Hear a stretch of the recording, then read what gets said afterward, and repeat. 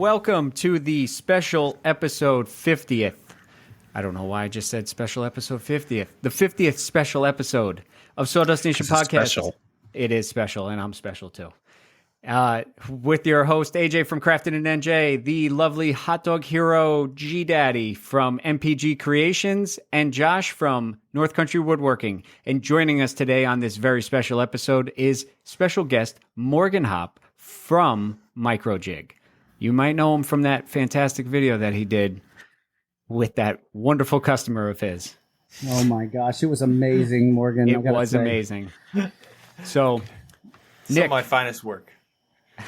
Yeah, it was. I have to say, I watched that video probably 5 times. I showed my wife another 5 times, and we were both cracking up at the accuracy of that video. I got to be honest with you, man. My wife hates woodworking stuff, and she watched that video and thought it was hilarious. So you're hitting like all crowds with your marketing. So good job. That was in that video I just did on a whim, like just on some afternoon. Like I just got like this quick idea. I was like, I just put my phone on my desk and just shot that. It was just, but that fedora was on because point. I, like every normal adult, I have fake mustaches just laying around. So I was able to execute quickly.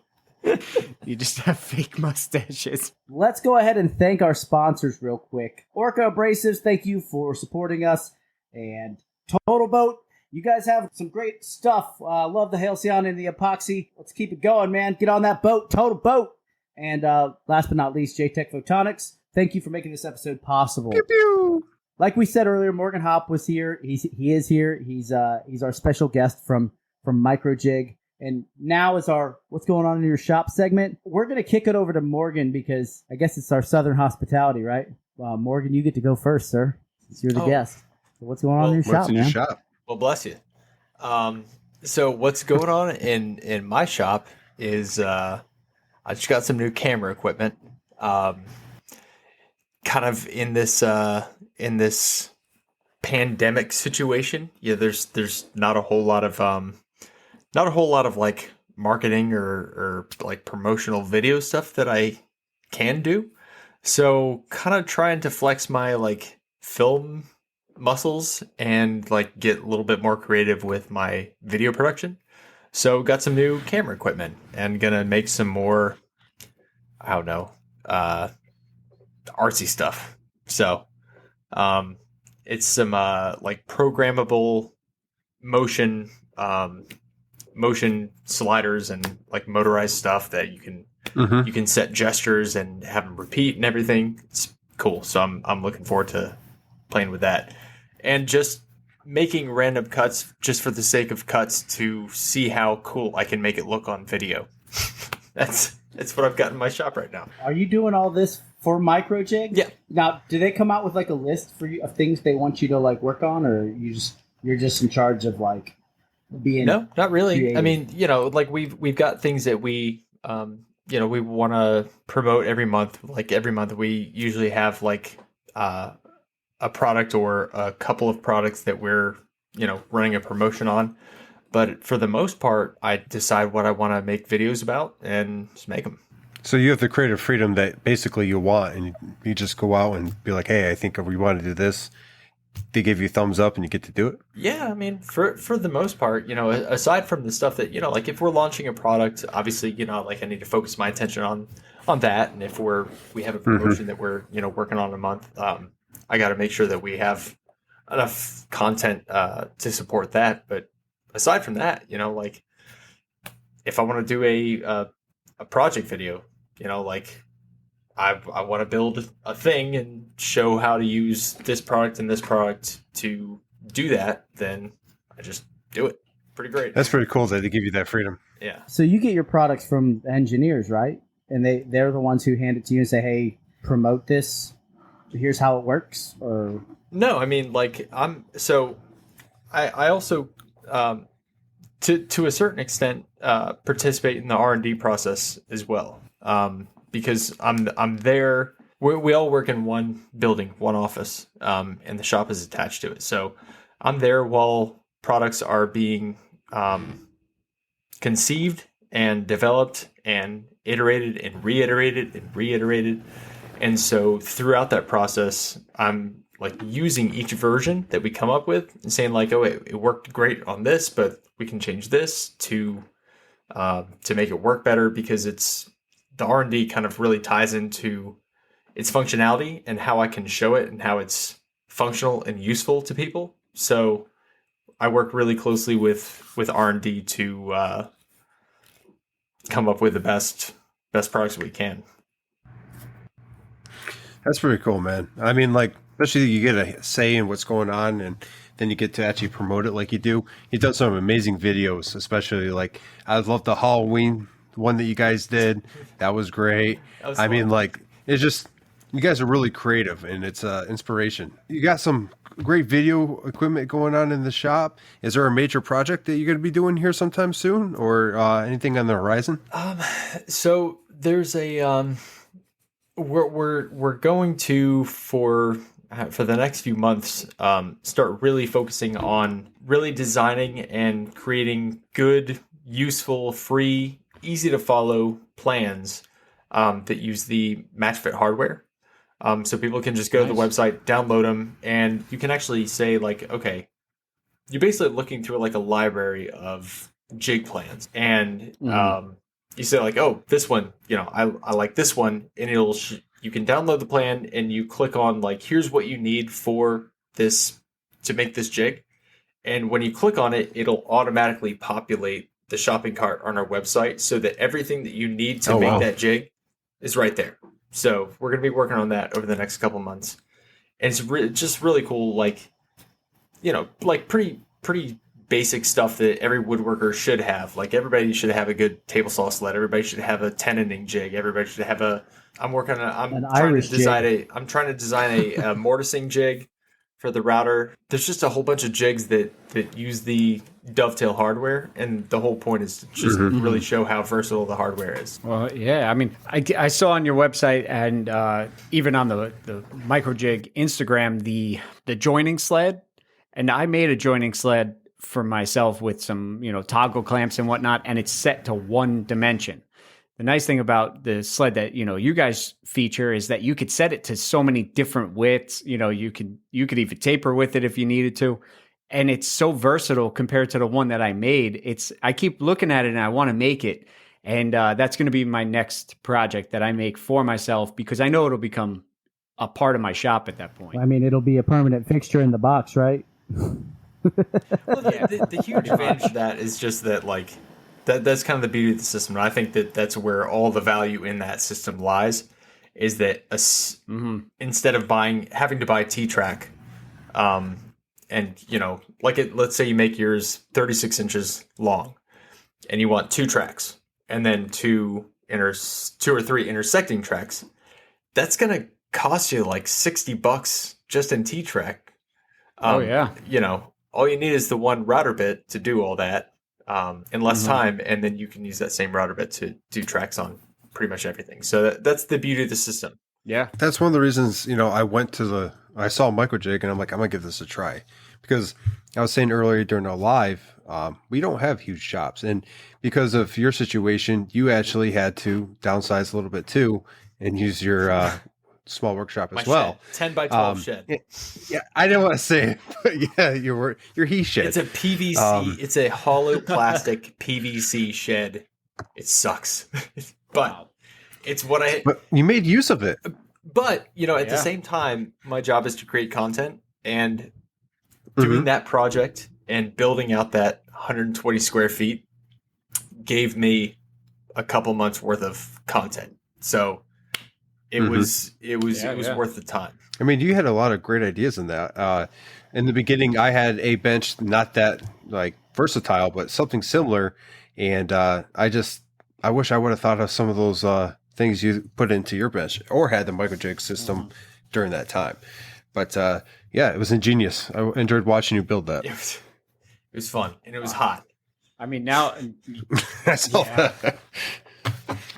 I mean, you got them all over your shop now, Josh. I mean, you converted a whole table to it, and you use them all the time. You use them a lot more than I do. I still have yet to really dive into the MicroJig match fit.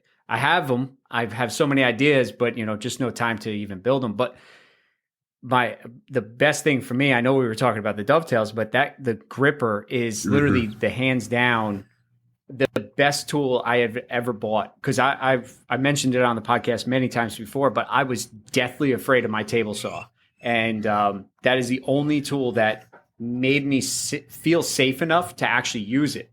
And I use it, every day that I'm on that table saw. And when I don't, if like I grab a piece, maybe it's a little wide and it's wide enough that I could use my hand, I don't feel as comfortable, and it doesn't feel as natural.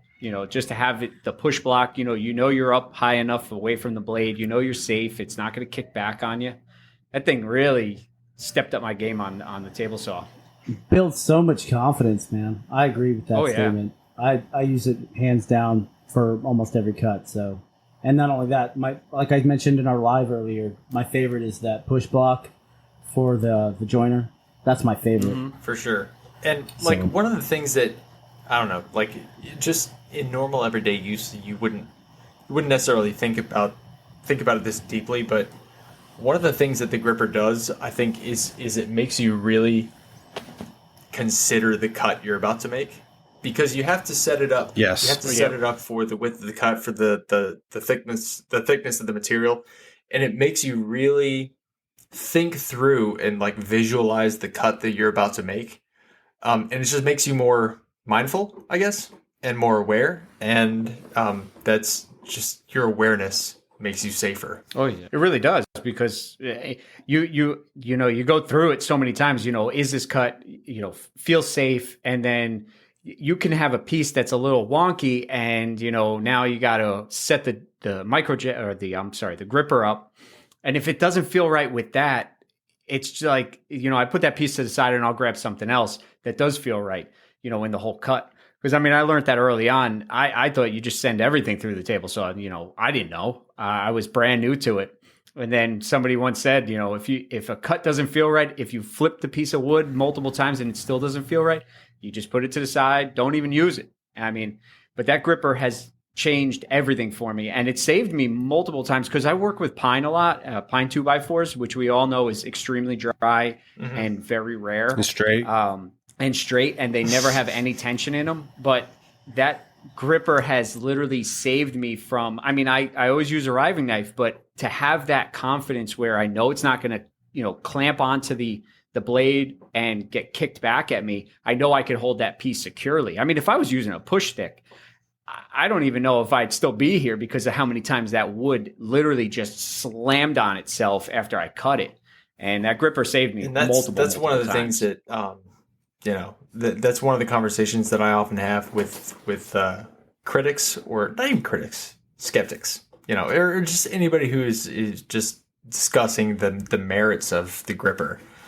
They say, well, if you have a saw stop, you don't need a gripper. You're not going to cut your fingers off. But the saw stop does nothing to prevent kickback, which is probably, I would say, a more of a cause of injury than somebody just sticking their hand in the blade. I'd say more injuries probably come from kickback on the table saw than anything else. You're not wrong. I've had more kickback on the table saw than fingers missing so far.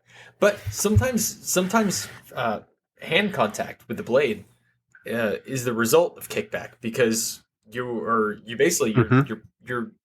pushing something, you're putting your weight, you're almost supporting yourself on the workpiece as you're putting it through, and then when that becomes unstable, you fall into the blade. So it's just there's no reason not to take every precaution. I'll touch on it real quick. The one thing that held me back for a while, because I saw the gripper early on and went, I want it. And then, I was so new at this, and I went, the price point's a little bit steep for me. And, I put it off, and I would never use my table saw because I didn't have something like this. And as soon as I got it, I go, why didn't I get this sooner? And I actually just changed the feed out on it, because I wore the rubber off, because every time I use it, I always wipe it on my pants so I get the sawdust off of it, so I know I got a good connection. And I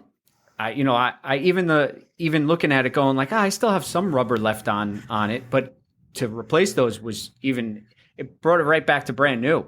And, it felt even better than I've been using. Nothing better than a new rubber. Feels like the first time. Jesus Christ. He had to throw that in. Feels like the first time every time now, right? So what I tell people, like, that's obviously, $60 for a push block if your only perception of push blocks is the ones that come packaged with the tool free. You think that's just ridiculous. And they say, well, it's just too expensive. I say it's not expensive, it's valuable. There's a difference between expensive and valuable. Well said. Well, I think AJ had a point, is he didn't know how valuable it was until he actually purchased it. I did the same thing. Like, actually, I think it was AJ that sold me on it because, I was looking at it and, it's iffy with my table saw because, well, I was using a contracting saw. And, when I finally, bit the bullet and I bought one, I was using my table saw like a lot more because more confidence, I had more control. Like I said, I have had kickback on my saws, prior to using the gripper. And I learned the hard way that you need something controlling, you need to be pushing down against the fest and forward at all times. And if you're not, well, you're going to learn the hard way. Like when I first started, like I had a couple, minor kickback incidents, and I was like, what is going on? Why is this happening? My saw must not be good, or something like that. Because, I that's where, I can't remember who said, some people go to school for this kind of thing. I'm like, school schmool, whatever. But like, I made one of the common mistakes was using the miter gauge and just riding to make a crosscut and riding along the fence. And I'm like, why is this happening? And it wasn't until later on that I realized, like, oh, yeah, I can see why that's not supposed to happen. So, and then I got a gripper. But, like, that's who we're trying to help, is people who are just excited and just want to dive right in. And, we just want to prevent people from getting hurt. That's all. I'm going to say one last thing that, and then I'm going to throw it to Nick because I know he's itching over there. But if you think about a push stick, and if you really think about it, you are now extending your point of contact. Even though the push stick is there, your hand is so far away from that piece. The only thing that's controlling it is that little half-inch piece of plastic that's just like pushing this especially right through. Like the bird mouth style push sticks. Have you guys ever seen the I did like an 8-minute long video where I explained the physics of kickback and how it works. I feel like that explains it pretty well. And of course, people still are like, you're just trying to sell products. I'm like, well, sure, yeah. Like I work for a company that sells an alternative, a better alternative to push sticks, but I am also trying to educate people on, why it's not a good idea to use. It's like caveman stuff. Like I see somebody using a push stick, the ones with like the long shoe that extends further out. That's better. That's a better design for sure. Because at least it keeps it down. But there's still no way to really keep it tight to the fence with that. I just see like cavemen like beating on rocks with bones. Like, like there's a better way. Yeah, you're not wrong, man. I mean, like, it's a hesitation to buy it, but once you buy it or you talk to someone that has used it, you start to understand. And your video did a really good job of explaining. I did the same as you. We YouTube heroes. We went on there, we started learning, we talked to some people, and we started woodworking. I'm not gonna lie, I thought it was a gimmick at first. And then I was like, I'm like, look at this toy, admittedly, right? It does look like a toy. It's lots of bright colors. Hey, I can find it in my shop. Yeah. I'm just saying, like, after using it, I was like, holy shnikes, this thing is like like you said, this is like one of the most valuable tools in the shop. I feel safer on a table saw. I can rip faster. I don't have to keep worrying about where my fingers are. And then coupled with the Jessam stock guides I got, the thing, never comes off the fence now. I'll push with the gripper, got plenty of gripping ability, and don't ever have to worry about the pull away from the fence getting that odd cut. But anyway. Yeah, great setup on that saw stop. With that, Morgan, we're going to take a quick break and go to Nick and see what's out in his bench and his shop. Yeah. Sorry, I hijacked that whole thing. Sorry about that. Oh, absolutely not, No, man. man. The thing is we could talk about MicroJig all day just because of the fact, and I mean, we're all using your product. We absolutely love it. But I have no idea what's going on in Nick's shop, and I'm kind of curious because I know he got a new tool. Did. I got a new 60-watt CO2 laser this past week. Oh, yes. Was it last week? I don't remember. That was 75 Anyway, I got watt. it set up. It's 60. It's 150,000. Whatever. It doesn't matter. It doesn't matter how powerful it is. It's still fast. It's super fast. I can run at like 250 millimeters per minute or whatever it is. I don't You're know how. running really fast at that It's point. super fast. I've done some logos that were like full on etched logos, 4, 5, 6 inches, and it took me like 8 minutes. So I had to get it set up and dialed in and get the mirrors all set up. But it has its final resting place right over here on the far side of my shop, where there's really not too much sawdust that happens because I don't want to get the machine all jacked up. And then other than that, I've got tons of orders, man. People just started ordering a bunch of stuff lately, and I'm happy about it. I've got a chest I'm doing, looks like a military foot locker. Yeah. I'm doing that with walnut and cherry wood. I'm gonna box joint the corners, and it's gonna have like black felt on the inside. It's gonna have like the U.S. Army logo on the front.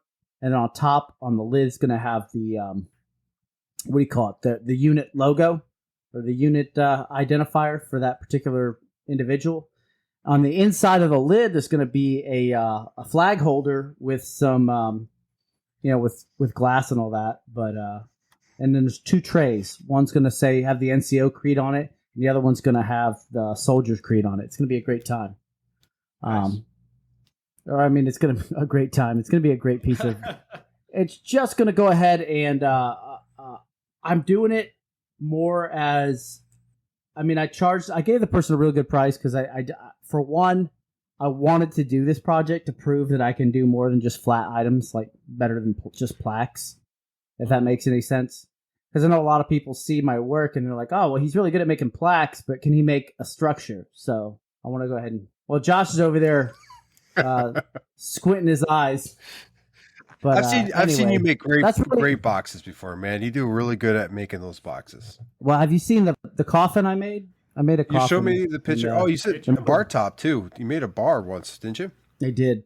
But the coffin I made is funny because people get weird when I go to move. I made a coffin for one of my coworkers. His wife works at a bar, and they were having a New Year's party for 2021. And the theme was a funeral for 2020 because everybody hated 2020 so much.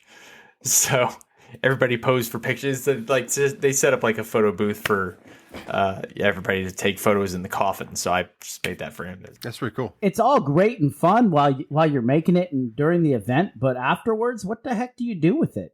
It's called a guest I bed. just told him to keep it. Like I don't want it back. Oh, it's where the mother-in-law stays. Anyway, so right now I'm just gonna go ahead and pass it to AJ since I just got nothing else to say about my shop. AJ, what's going on in your shop, bro? Well, I haven't started your flag yet, so that's not going on in my shop. But I have a couple of Father's Day gifts that have to get done. I'm hoping to get them done at least by this weekend. Just so that they're done. I got a small flag from my neighbor. He messaged me and was like, hey, can you do something for my pops? He runs a tool company, so he wants his tool company logo on there. And I got another flag that's a 3-foot that's going to be divided in half with half American, half Canadian. That's going to a repeat customer. And I have a ton of flags, like always. And what else do I have? I still haven't built my fuchsia-colored mailbox made out of cedar yet. That's still sitting on the ground because in pieces. I know I have a ton of cornhole boards. They're coming together. I got 2 orders of those. I have a guy who reached out on Etsy today and asked if I could make a special hat rack for him when he when he transfers, because he said he's. Correct me if I'm wrong.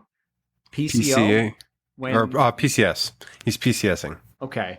He said once he's in his new office, he will message me back and then let me know, because he wants to hang six hats on there, have something engraved onto it. And, That's a big rack. That's going to be. I like big I racks. sense that about you. Yeah. Yes. And he's lying. Actually, it's more packages. Well done, sir. Well done. He has. If you haven't known, he has certain size levels, because he likes to talk about his 8-foot level for some reason, because I don't know why, but he measures a lot of different things with them and a lot of different lengths on it, and it has little marks. Anyway. I only measure things in like 16th of inches. Millimeters. Millimeters. No. Half a millimeters. If you've ever heard of this company called Tools Today, I still have their flag that I have to make, which is going to be going on this August. Will be 1 year since I told them I'd start that flag. There's a ongoing trend. I slack on a lot of things, if you couldn't tell. The last but not least would be that damn bench that I still have to build. And I was going to ask you about that. Yeah. That bench is still sitting on my wood racks, because I don't want to take it on for some reason. I know I've asked you guys, but I got to ask Morgan. If you have a bigger project that maybe you've never tried before, and it's just sitting there, do you hesitate to start it, or do you dive right in? So everything that I've ever made, I've had to make at least twice. Twice is optimistic. I'm happy if I only have to make it 3 times, because the first time I do it, I see all the things that I could have done better, and I do it again, and then I see the second round of things that I could have done better, and then I do it again. Mm-hmm. No, a lot of people don't have that kind of time. That just kills your overhead. I don't do commission work, so It's a little different. I don't do commission work, so I just do, I just do it for the sake of getting better at it. The dream job. I'm so glad I don't have to do commissions anymore. It's a safe place, man. You can say what you want. Why don't? How much was that guy gonna pay you for the coat rack? I give $50. If that. The best part about your I know we keep going back to it, but the best part that I can't stop laughing at is when he wanted it made out of driftwood.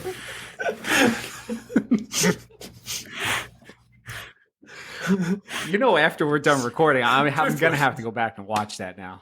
It literally took me 2 hours to put that together. Anyway, Josh, did you go? I don't even know. No, I have not. And I actually had a hell of a week.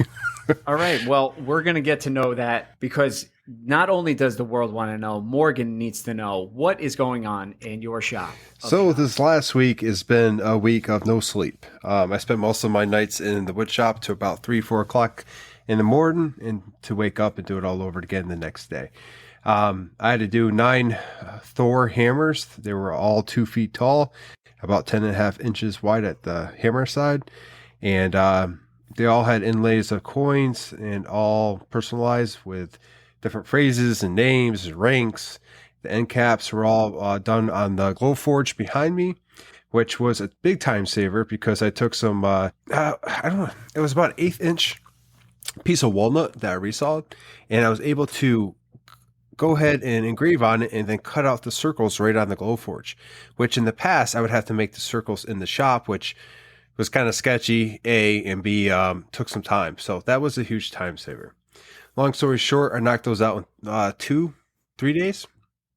So there was a lot of cherry, a lot of walnut.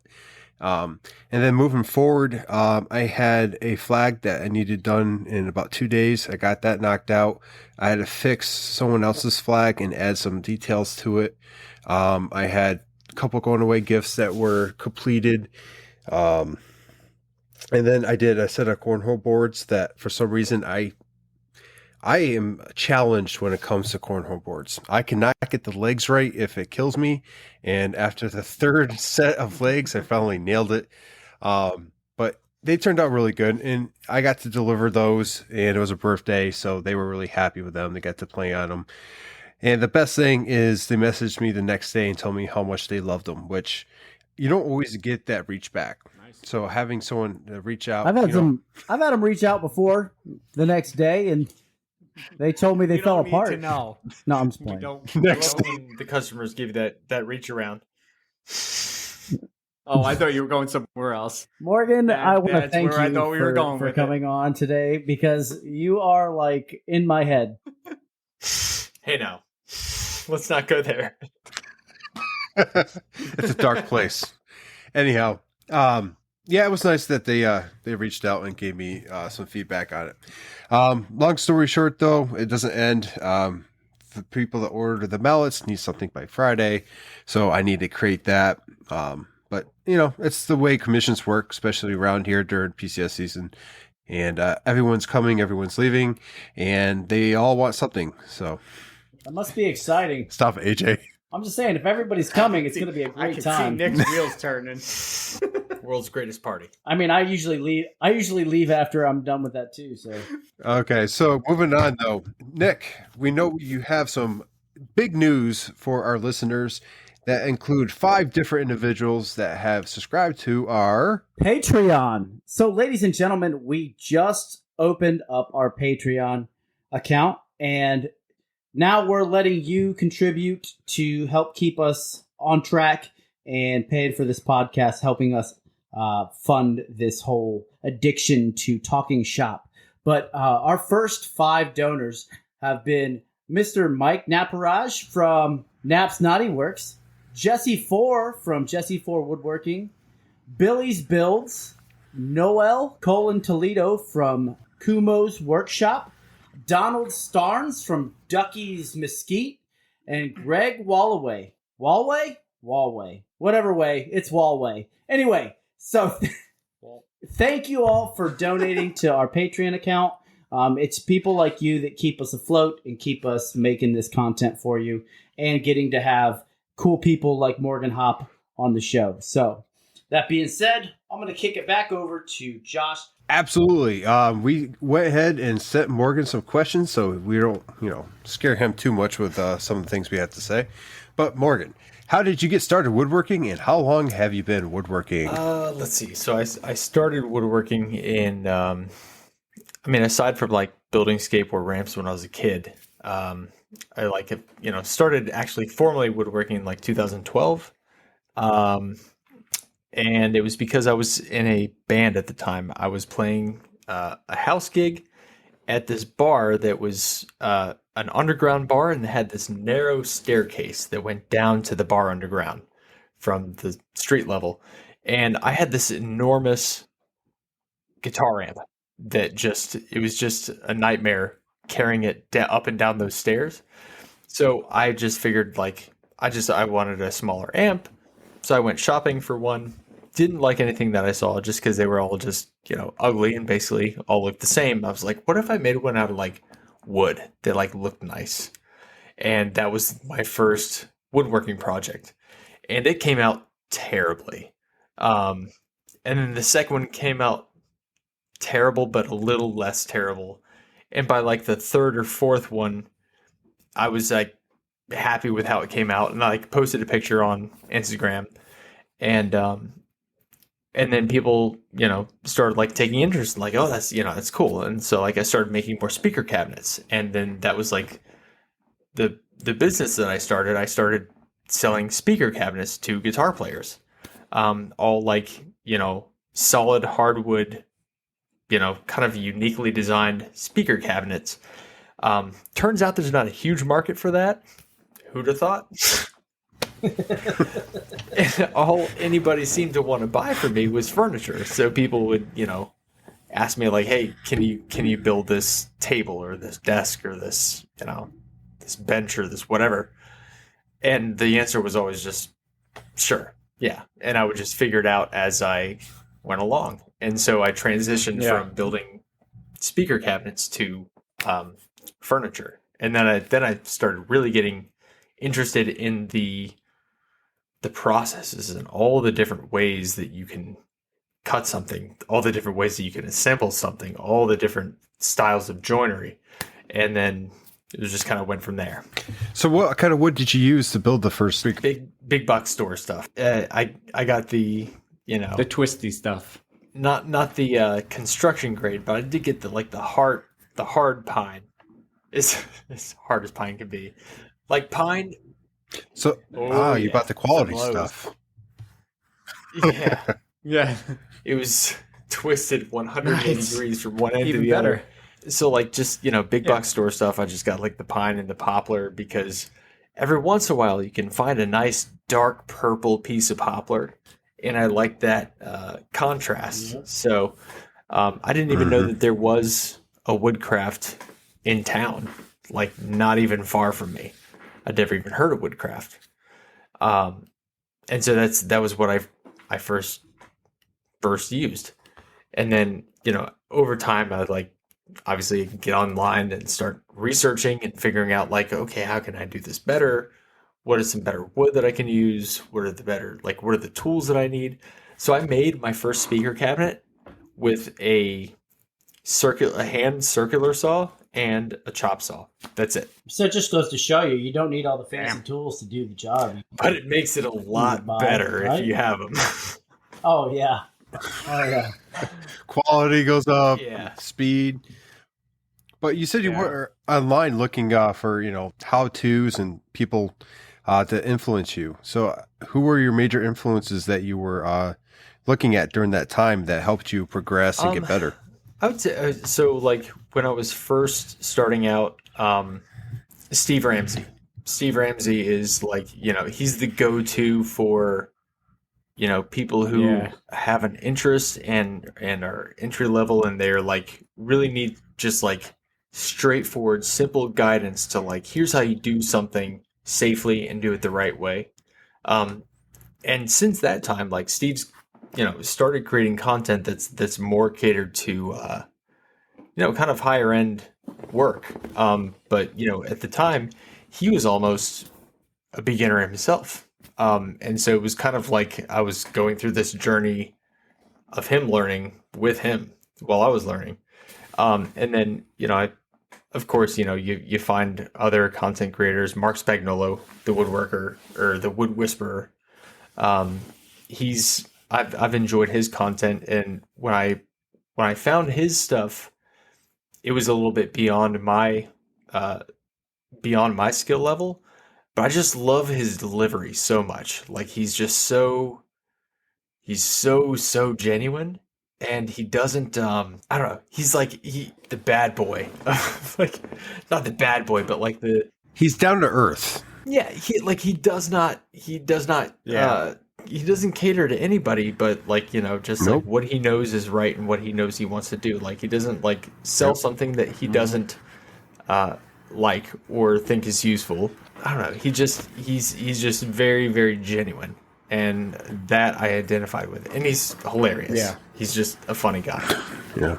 He's not trying to put on a show for you where you can read that it's to push a product to it's all for the right reasons, because I've watched his videos many times. I learned how to make a cutting board from him because I never made one, and it was my first one, and I watched his videos a ton of times, and it was knowledgeable, it was straight, it was to the point, there was no frills, no thrills, it was what I needed, And he explained a lot it in of a perfect way. A lot of content creators, and I think that's just kind of the nature of this business these days, is that a lot of content creators, you start a video and in the first 30 seconds, they're like, hey, I'm here wearing my Timberland boots and my and my whatever, sweatshirt, using my DeWalt drill, and I'm gonna make this cutting board or this whatever using this, and this tool. And it's that's not genuine dialogue. You're trying to make money here. It's very transparent. We can see through that. It's not Mark doesn't do that. Yep. He just does his thing, and he does it so well that brands sponsor him just to have their stuff in his content, because he doesn't have to do any of those pony tricks. He's just real. That's what you want when you're trying to, especially when you're trying to come up, because that's what scares a lot of new people in any kind of trade, is when you're coming up and going, oh, well, they have a saw stop, so I need one. They have a domino, so I need one. And it's like when people are pushing it on you, you kind of get turned away from it. It's almost like one of those like too good to be true type situations where like if everybody's promoting this one thing, there must be something going on. Like like everybody's trying to get something behind the scenes. Yeah, everybody's trying to get a piece of this or that, because it's you can tell when it's organic and when it's forced. Now that we know, your influencers, out of, the things that you do make, I know you said you don't make any commissions, but is there something that you have a favorite thing that I used to do I had a furniture business for 7 years, and I did commissions exclusively, and they were all custom, like one-off pieces. And I did really enjoy doing that. Is there something that I really like? Jigs. I like making jigs. I will spend more time. Good answer. Nailed it. I will spend more time making a jig to do a process than the process actually takes or would have taken if I would have gone some other route. Like I just, for some reason, like figuring out how to make a jig to do something exactly the way that I want it to. And that makes it easier for people like us. So, heck yeah, brother. And they're like, a lot of times they're just like throwaway jigs, like just a jig that like I will use literally for this one part, and I will never need again. But like I'll spend more time doing that than actually making. It's crazy. Especially the recent time frame, I've been making more and more jigs to help my process, especially like those mallets. I had to make 9 in a very short time. So you make a jig to help yourself out to get through these, in my case, mallets. And then essentially, when you're done, you don't need it again. You're not going to use it. Yeah. It might be a throwaway jig, but you always have that plan in your head or written down where you could always rebuild it if need be and take care of it as you need to. Yeah. And I guess other stuff I like to build is, I don't know, I like building the whole point of woodworking is to build things that you can't buy anywhere else. Things that you can't just go out and buy. Like you have to create something completely new. Yeah. So, stuff that I know I can't just go out and get for probably less money. I like making things that incorporate electronics or other just useful things. Instruments. Like what? So I have some floating nightstands. I can't really see them. But I have these floating nightstands that I just routed out a recessed cavity and put a QI charger in there, so I can just set my phone on my nightstand. Okay. Yeah. Never have to plug it in. So stuff that I don't know. I might be able to go out and buy that, but not out of solid cherry with with winch splines that I designed myself. I made a synthesizer. I bought a micro. No kidding. Hey, check this out. All right, so this is conductive paint. And this is a microcontroller that has these sensors. So basically I can touch over here and all I have to do is paint to these terminals here, and they will I have this board coded for MIDI. So it sends MIDI signals to my computer and I can make it the sound whatever I want. This is not something that is pretty cool. This isn't something that you can go buy. That's the kind of things that, and this is, I don't know, it's really just a piece of plywood. I am going to make a more concerted effort on the CNC once I learn how to code this thing. But that's the kind of stuff I like making. What about the stuff you hate, man? You ever get some commissions that you're like, Fine. All right. Cutting boards. Cutting boards, like is it like that's cutting boards? I don't get it. Like I understand I've seen some amazing, beautiful cutting boards that take just an incredible amount of skill to make. So you use this expensive material, you do all these complex processes to put together this beautiful. It's basically art. You should hang it on the wall, but people put raw chicken on it and cut it with a knife. Well, Not at all. You're not wrong. So let me explain how I see cutting boards.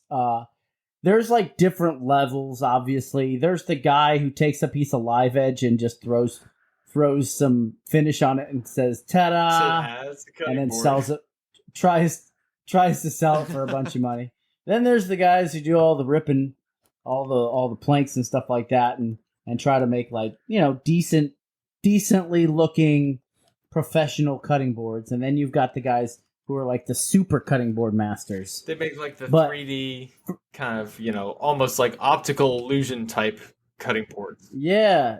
Yeah. Those are actually pretty cool. I have a lot of respect for that because that's a skill you got to learn. But ripping wood and stuff like that and gluing it together, and I don't know. I've done it before and I will do it, but I don't like to do it for money. It's just not something I enjoy. Completely agree. It is super cool. Like when I see those like really well put together like optical illusion type patterns in cutting boards, I'm like, this must have taken you forever. What's the most you can sell that for? Like, because me personally, I don't know, I have a very pragmatic disposition. Like, I'm not going to buy something that I'm just going to throw raw meat on and cut up with a knife for a lot of money. Like, I'm not going to pass a cutting board down to my children. Well, that's why you're also a maker. You make all the stuff you can't find or don't want to spend the money on. I mean, that's one of the reasons I got into making, is because I got sick and tired of buying something that was falling apart. I mean, like, you were talking about your nightstand behind you, the floating nightstand. Like, you're talking about the cherry, you're talking about the your charger. I mean, like, if you're going to go buy that, it's going to cost you an arm and a leg. It probably costs you a pretty penny to build, but you're a maker, so you can go build whatever you want, however you want, and that alone sets you apart. I mean, that way of thinking, I think we can all agree on. But there's always people out there that want to spend that $300 to put that raw chicken on. That's true. And so, like, that's kind kind of the approach that I take with, like, what do I want to build? Why would I build something that I can buy that's pretty close to it for the same amount of money, or maybe in a lot of cases even less? Like, I want to build something that there's no chance that I could ever even buy, or anybody could ever even buy, because it doesn't exist. Like, that to me is the purpose of making. Well said. I know. I don't know if you've seen. Speaking of cutting boards, there's a guy that does these weaves of all this different wood, and his Instagram is Felthouse Family Woodworks, and if you haven't checked it out, I'm going to tag it in the in our bio as well when we post this. But the cutting boards are so unique because I've never seen anything like it. It's FELDT House Family Woodworks, but very unique and something I kind of wonder on how it's made like every single time I see one. Like, that is. It is. And that's what I'm saying. Like, that's something that it's a work of art. I would rather hang on my wall than put raw meat on and bring a knife to. like cut it up. I'm just going to cut something up and wreck it over time. I'm not going to spend all that time on it. If I was cutting on it, you'd be so gingerly cutting. No. Like, you need wood chisels. No knife marks, no nothing. Peel the chicken off. Like, you know what I'm saying? I mean, this, yeah. Oh, speaking of that, right? This stuff is amazing. It's crazy. Yeah. What's your hey? So look, when you're making your crazy. whatever it is you're making your jigs and all that, do you have anything like specific you lean on? Any tools that like are your go tos for how whatever Every you single, do? I mean, like for me, aside from Go any ahead. I sort usually- of plywood or composite material, every single project starts on the joiner. No project can be successful if it doesn't start on the joiner. I agree. Not wrong. Well, now I'm going to start using my joiner. I think You that, still in the like, box, it's crazy. isn't it? Like a lot of people are still confused about what the joiner actually does. Like people think that putting a board through a planer flattens it, and that's not at all what it does. You put a warped board through a planer, all it does is make a slightly thinner warped board. Yeah, it's like I found think that that out the hard way early on. a lot of people think that a joiner is really only just to give your edge a good joint or a good clean surface to glue to another board, not for flattening. It's amazing. A lot of people don't know that it's for actually flattening a board. So I mean, you're not going to have a whole lot of success with any project unless your stock is flat. Everything starts on joiner. So that to me is the most valuable tool. Does a jointing jig for a table saw count? For edge joining, yes, but not for face joining. All right, well, at least I'm still successful. For edge joining, yes, but you can't, you can't make an 8-foot wide board. You can give it one straight edge, but you can't make an 8-foot wide board flat from end to end with a joining sled. Oh, I agree, man, 100%. Because when I started with hardwood, it was all slabs. So I was breaking down slabs left and right, and that if you're not hitting the joiner with custom slabs like that after breaking them down, you're not getting far. You're not getting far at all. I'm sorry. That world famous video, by the way, I think I'm gonna go ahead and share it on my page. You talk about dealing with customers who want stuff for free or want stuff for nothing. How do you really, in all actuality, how do you in real life deal with difficult or even customers trying to get something out of you for nothing? Or how did you? Are you talking about in my work with MicroJig or in my? No, I'm talking about in your work with when you were making custom furniture. It's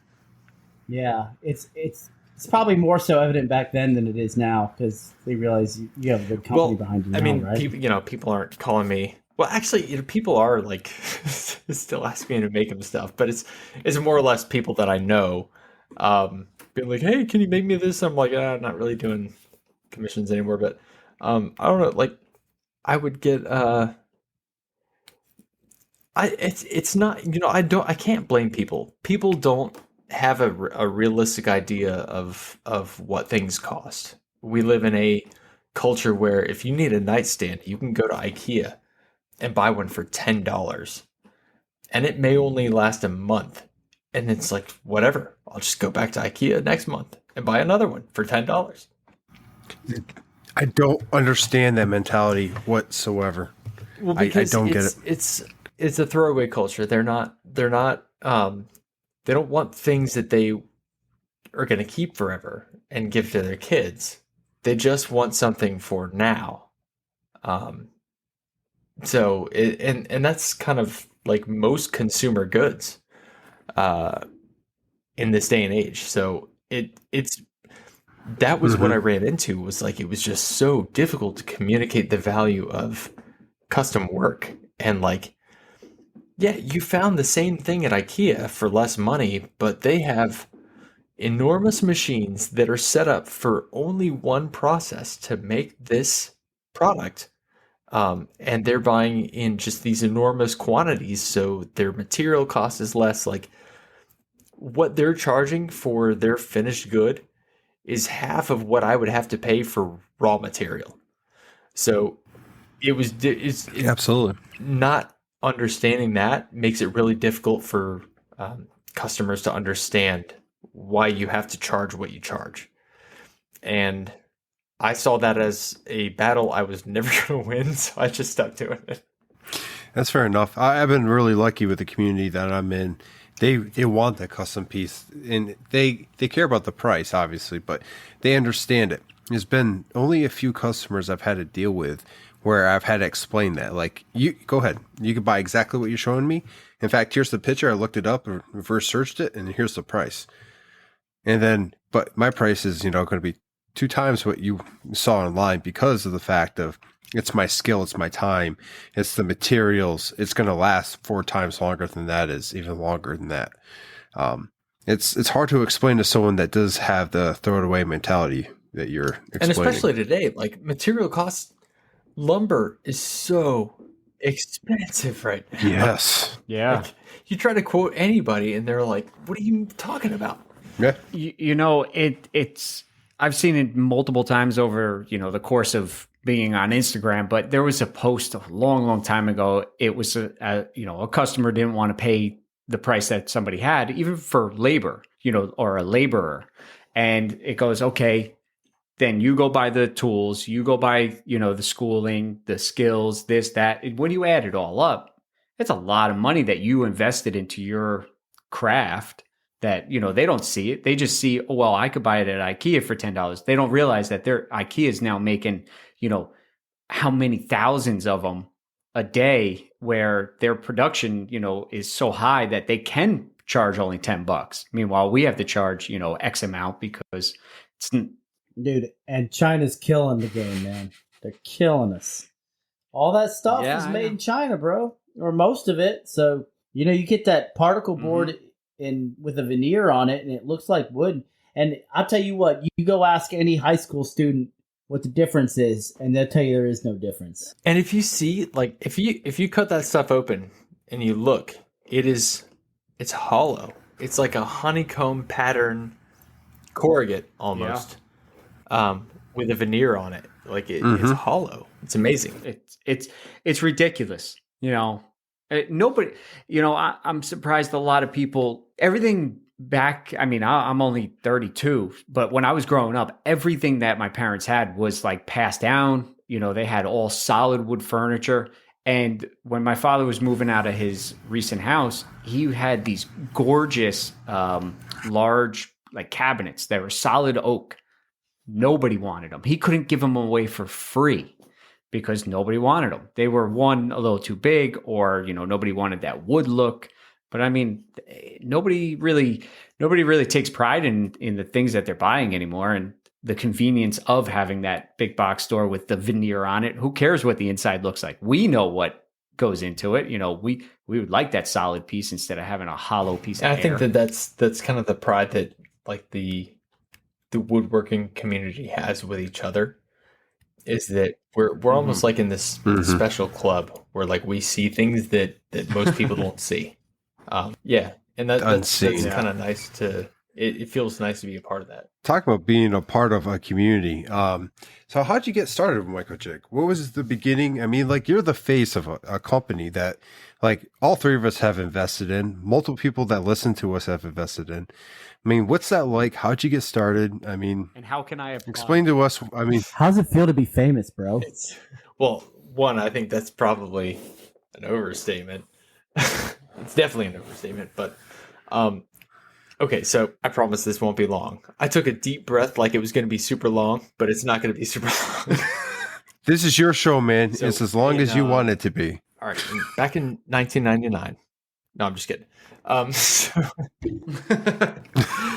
a cold, rainy night. So when I had my furniture business, I would have it was great. It was fun. But there wasn't a whole lot of consistency. Like one month would be awesome, and then the next month, yeah.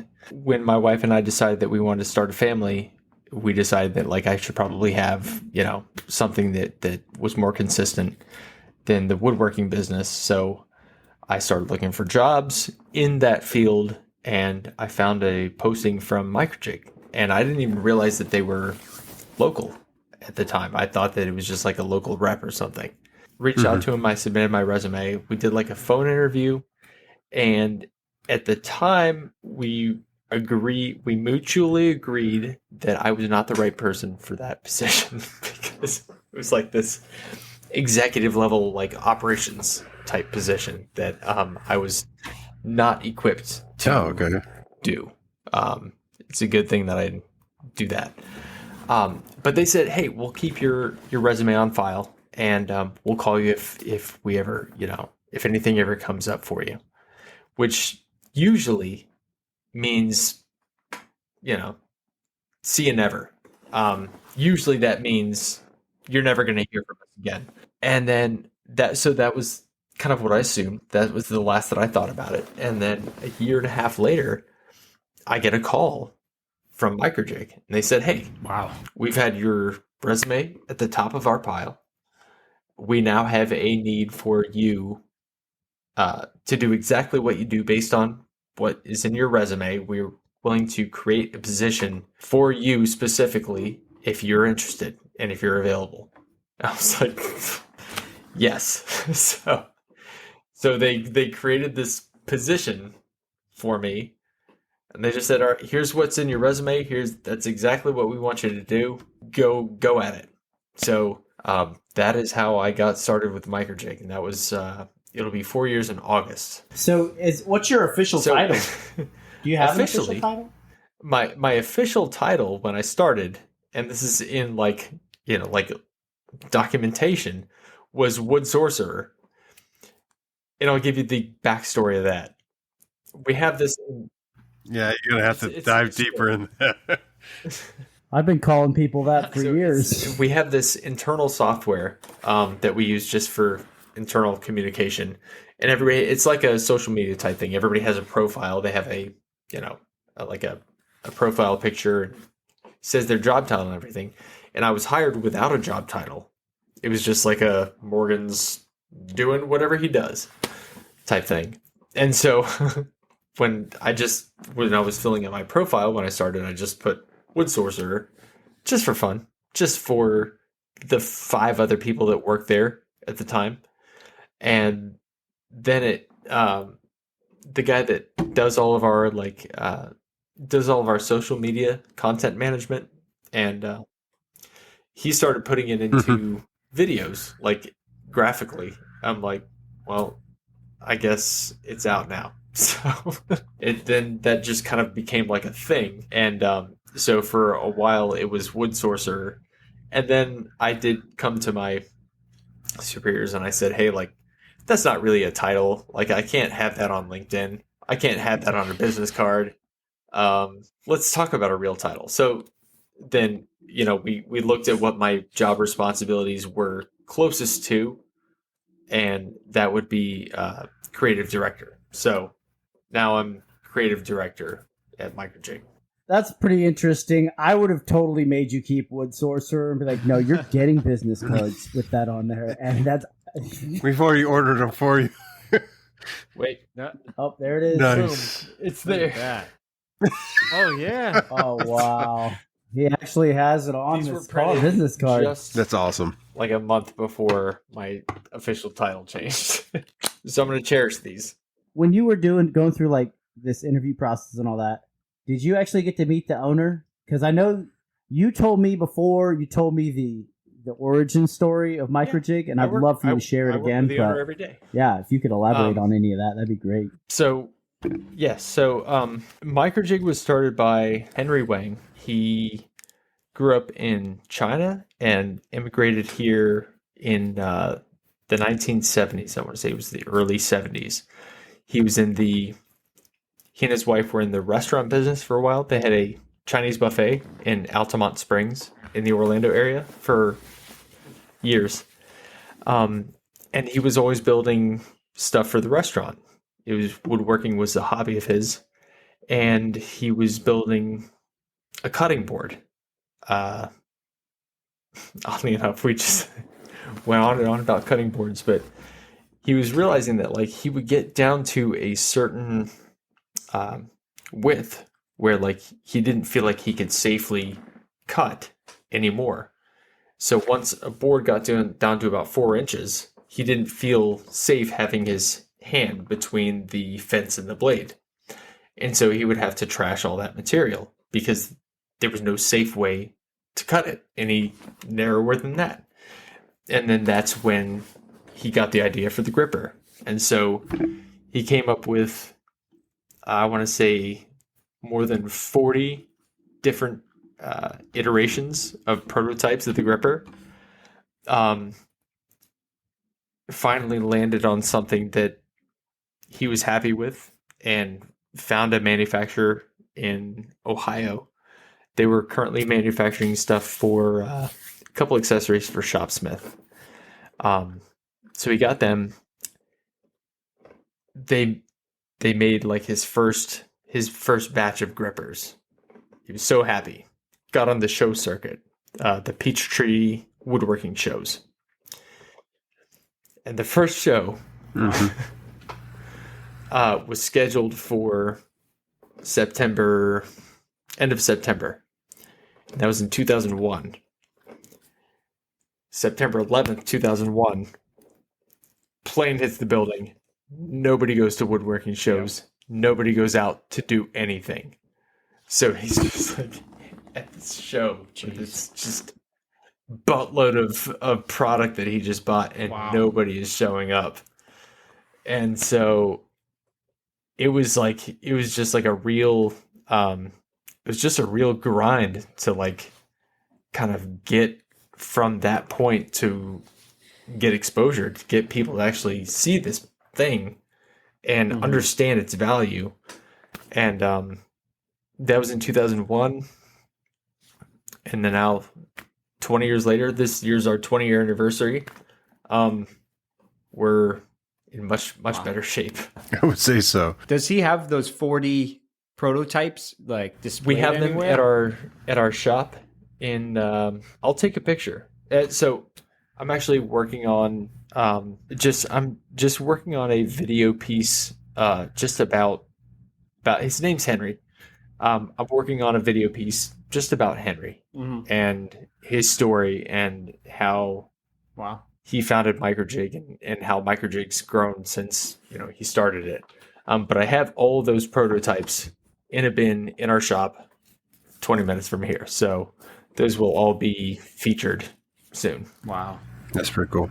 Well, you can go get them. We'll wait. It's really cool though, man. Like you should see the old like wood and acrylic prototypes that he machined all by himself. Like it looks like it is the shape of a gripper that he machined by hand. All of these things and then made minor tweaks to. It's crazy. Wow. Nice. That'd be exciting to see. That's awesome, man. Are we wrapping up now? What's going on? We can start wrapping up unless Morgan, you have something else you want to share. I would like to talk about climate change. That's fine. We'll put you in mute. And no. All right. Hold on. I'm going to go get Greta. And it was going so well. Okay, with that, let's start wrapping up. Nick, want to hit the sponsors? Well, all right. We want to thank the sponsors, Orca Abrasives, for 10% off your order. Go to their website and use promo code Sawdust Nation for 10% off. And TB, Total Boat. Look them up on the interwebs, totalboat.com, or check them out at Total Boat on the Instagram. And for 15% off your order, use promo code Sawdust Nation Pod. And last but not least, we want to thank J-Tech Photonics for making this episode possible. You guys are the real champions. Visit them at www.jtechphotonics.com. And once more, I would love to extend a huge thank you to our new patrons on Patreon. Thanks, guys. You're keeping us afloat. And with that, I'm going to kick it over to AJ. Well, before I tell you that, I also wanted to thank the companies who were gracious enough to donate to our 50th episode giveaway, which include MicroJig, Woodpeckers, Rockler, Orca Abrasives, National Abrasives, and Total Boat, and Black Diamond Pigments. So huge thank you to those companies for providing some items that we can give away to our faithful and loyal listeners. And we really can't thank you enough. That really made it a real special episode. We could not have done it without you. Plain and simple. We couldn't have. I'm going to tear up a little bit. But before I tear up, If you want to reach us, you can get a hold of myself over at Crafted and NJ on Instagram. You can reach Hot Dog Hero G Daddy over at MPG Creations on the big Instagram. And you can reach Josh over at North Country Woodworking.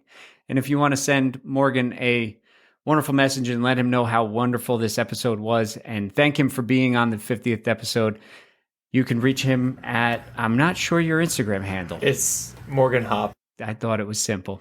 It was very easy. I should have known this. I should have had it written down. See, I threw the book away and couldn't even remember. If you want to get a hold of all three of us at the same exact time, you can reach us over at Sawdust Nation Podcast on the big Instagram, or you could send an email to us at sawdustnationpodcast@gmail.com. You can also send your questions in. You could type them in or send a voice memo. Last but not least, if you listen to us on Apple Podcasts, leave a 5-star review because all the other stars are broken except 5. And if you recall from a few episodes ago, Walnut the Cat is still out with a whole bunch of vengeance because if you hit 1 through 4, a pop-up comes on your computer with Walnut's face. So it forces you to hit 5. And then leave us a comment. Let us know what you think about the podcast. And the higher star review we get, the higher we get up into the podcast world. And with that, before we sign off, as this is my segment right now, I wanted to let everybody know as the 50th episode concludes, this will be, for the time being, my last episode, and I will be possibly coming back within a month's time or so, because I want to get kind of my life straightened out on my end. I got tons of orders. I have a day job that is making me want to quit every day, and just life in general. So I want to step back a little bit and kind of recoup and get my stuff in order before deciding on where I'm going to be going from there. And but I'll still be able to be reached, and still going to talk to you, Josh and Nick. It's not like I'm going anywhere far. I'm still staying in Jersey. I can't leave Jersey. I'm crafted in NJ. So with that, it was a pleasure doing this podcast with you. And don't cry, Josh. It's okay. I'm crying. So with that, I'm going to send it over to Josh for the final and last words. Well, as some of you already know, because we mentioned, now we have a Patreon. And that is now in our link tree on our page. So you can go ahead and go sign up if you like. We got 3 different tiers. They all host a bunch of different sawdust. So you can go check that out and let us know what you think. Again, thank you for the ones that have signed up during our live today. We would highly appreciate that. And with that, final words, gentlemen. Morgan, you're up. Well, I don't know how I can follow AJ. This will be my last episode, but if you ever want to catch up with all 4 of us, we're going to be hanging out in the underground military base under the Newark airport, chugging Mountain Dew. So come find us there. That's really it. I'm down. Probably. There's a military base under Newark Airport? It's classified, Don't dude. tell anybody. It's a secret. Oh. It's secret. Just remember, folks, take care of yourselves and each other. You can pick your friends. You can pick your nose, but you can't pick your friend's nose. I'll see you next time. Sawdust Nation That is out! a false Josh? statement. I've You done can it. pick your friend's nose. You might not be friends after, but you can. There it is, people. There it is. Anyhow, hopefully you guys listened to the episode and the live. They were both great. Wonderful 50th episode. I highly appreciate being here and able to do this with you all. And again, thank you to the companies and the Patreons that keep us going. And with that, AJ, you had the out. And a huge thank you to Morgan. Thank you for coming on to the podcast and enlightening us on this on MicroJig. I cannot wait for the video to come out to see those prototypes. I'm really interested in that, and to see Henry's I'm excited to backstory. make it. That's going to be really awesome. So Thank you, guys. once again. Thank you. Yes, I wanted to say bye-byes, everybody. Bye-byes. Oh, and out. It goes something like, I don't know, go in the shop, make some sawdust, and Sawdust Nation in or out. I don't remember. In, upside down, out. Yes, in and out. Over and over. You guys are absolutely killing me. Sawdust Nation out.